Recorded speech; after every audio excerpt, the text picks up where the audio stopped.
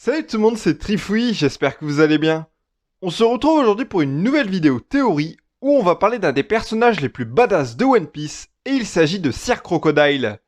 Alors tout d'abord, dans cette vidéo, on va voir que Crocodile est un personnage à ne surtout pas sous-estimer. Ensuite, on va parler de son rêve et pour finir avec cette vidéo, on va voir sa future alliance avec Monkey D. Dragon. Maintenant que vous connaissez le programme, c'est parti! Kaido!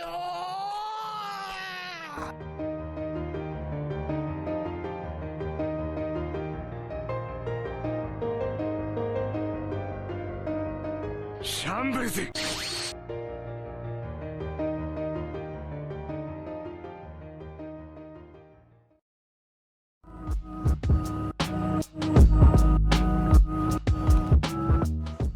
Crocodile est le grand antagoniste de la saga Alabasta, et il est celui que je considère personnellement comme le premier ennemi sérieux de Luffy par son statut de grand corsaire, mais aussi par son ambition de vouloir détruire tout un pays.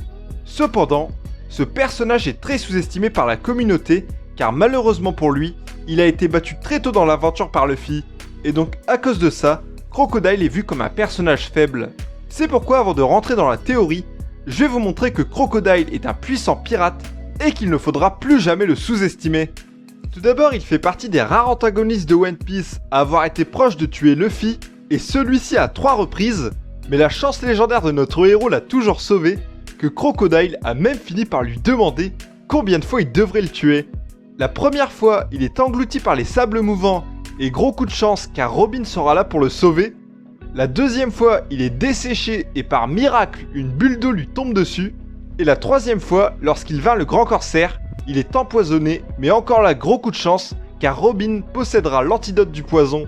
Ensuite, la prime de Crocodile est de 81 millions de berries, et cela lui fait défaut. Cependant, si sa prime est si faible, c'est parce qu'il est devenu un grand corsaire très jeune, et donc le montant de sa prime n'a pas eu le temps d'exploser. Après, on peut parler également du fait qu'à Impel Down, il était enfermé au 6ème cercle, c'est-à-dire l'endroit où on enferme les monstres les plus terribles de la piraterie, et c'est notamment là-bas qu'étaient enfermés tous les membres de l'équipage de Barbe Noire. On peut aussi souligner ses nombreuses interventions à Marineford face à de puissants adversaires, que ce soit face à Akainu pour permettre à Jinbei de partir avec Luffy, ou que ce soit face à Mihawk pour ouvrir la voie au chapeau de paille. Enfin, il y a un point sur lequel Crocodile me fait beaucoup penser à Moria, qui lui aussi a été vaincu tôt par Luffy dans l'aventure, et donc à cause de ça a été sous-estimé, mais Crocodile et Moria sont deux personnages qui dans leur jeunesse n'hésitaient pas à affronter les Yonko. Par exemple, Moria lui faisait face à Kaido à Wano Kuni, et pour ce qui est de Crocodile, il voulait prendre la tête de Barbe Blanche.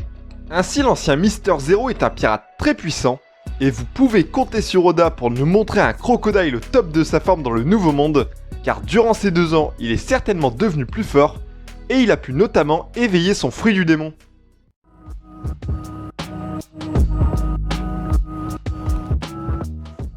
Avant de devenir un grand corsaire, Crocodile avait un rêve, et c'était celui de devenir le roi des pirates. Lors de la mini-aventure du Baroque Works, Miss Golden Week réalise les rêves de tous les membres du Baroque Works, dont celui de son patron. Et c'est à ce moment-là que l'on découvre que Mister Zero rêve d'être le roi des pirates. Il a alors navigué dans le Nouveau Monde à la recherche du One Piece, mais un événement a mis fin à son ambition. Dans le Nouveau Monde, il a affronté l'homme le plus fort du monde, Edward Newgate. Face à Barbe Blanche, il a subi une défaite écrasante. Une défaite qui a dû lui coûter sa cicatrice sur le visage, ainsi que son célèbre crochet. Ça a alors été pour lui une défaite très dure physiquement, mais surtout psychologiquement. Car c'est suite à ce combat qu'il aurait abandonné son rêve. Il aurait donc vécu une situation semblable à celle de Luffy lorsqu'il a perdu son frère Ace. En effet, rappelons-nous qu'à ce moment-là, notre héros était à 2 doigts de renoncer à son rêve. Cependant, contrairement à Crocodile, Luffy lui a pu relever la tête grâce à Jinbei, alors que l'ancien corsaire lui aurait baissé les bras, car il n'y avait sûrement personne pour l'aider à aller de l'avant. On peut même imaginer que son ancien équipage aurait fui le combat contre les pirates de Barbe Blanche, laissant donc seul leur capitaine face au terrible Edward Newgate. Il aurait alors été trahi et n'aurait eu personne à ses côtés pour croire en lui. Cela expliquerait alors pourquoi notre très cher Mister Zero méprise tant la confiance. Suite à ce combat, il aurait pris la décision de se venger du Yonko en mettant la main sur une arme antique, Pluton.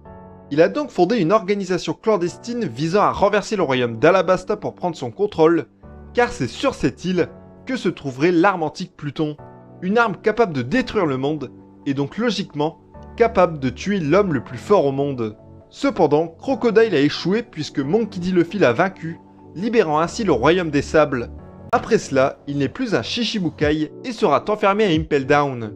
Plus tard, il parviendra à s'échapper grâce au chapeau de paille et prendra part à la guerre au sommet. À peine arrivé, l'homme de sable tente de tuer Barbe Blanche, mais Luffy le stoppera.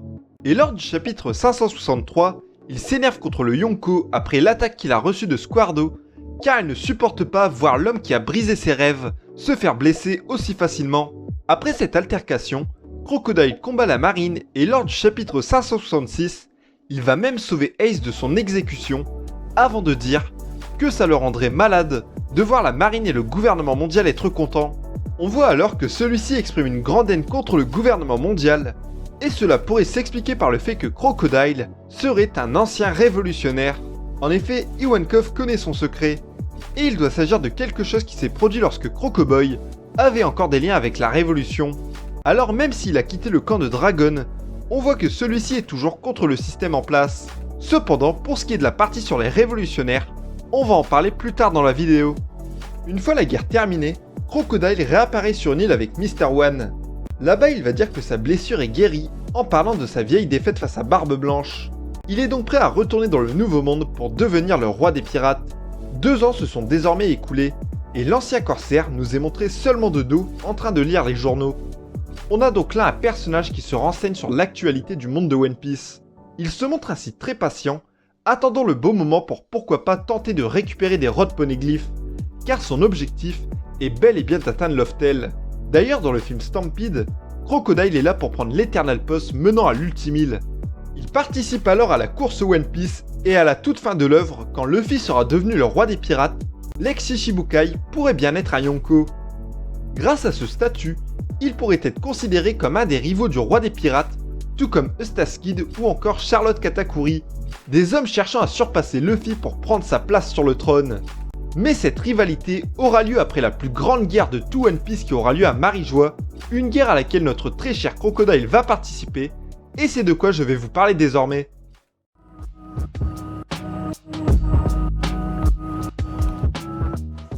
Chapitre 956, Big News. Le monde de One Piece bascule après la rêverie, que ce soit avec l'abolition du système des grands corsaires, ou encore avec l'annonce de la potentielle mort de Sabo.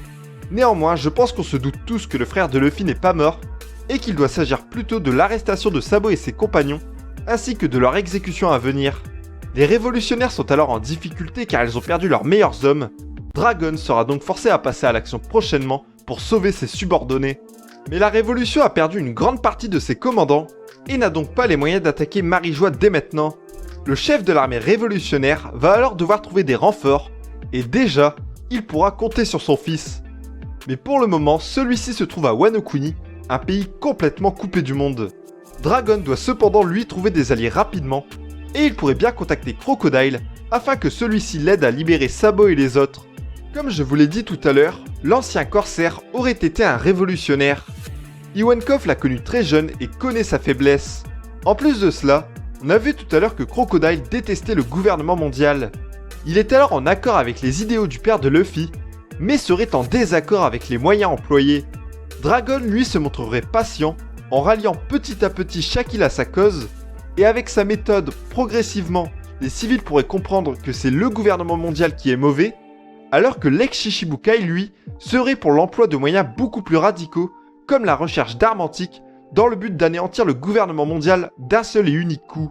Mais la conséquence justement d'agir comme ça, c'est que ça ferait passer la révolution pour les grands méchants auprès des civils. C'est donc ce désaccord qui serait à l'origine du départ de Crocodile, et il aurait préféré devenir pirate pour combattre le système à sa façon, suivant ainsi le même chemin que Goldie Roger. Dragon pourrait alors appeler son ancien subordonné, mais dans un premier temps, celui-ci refuserait. Et c'est là que la grande Iwa pourrait intervenir en le menaçant de révéler son secret. Une menace qui devrait le forcer à coopérer avec la Révolution. Ça serait donc à ce moment-là que le secret de notre très cher Crocodile nous serait révélé. Lors du chapitre 540, on apprend que son secret remonte à ses débuts dans la piraterie. Et selon moi, il s'agit d'une défaite contre la Reine des Traves. Je vous explique. Un des objectifs de l'ancien corsaire est de trouver les armes antiques, et à ses débuts de pirate, il a pu infiltrer Baltigo, une île dont il est l'une des rares personnes à connaître l'existence et même la localisation.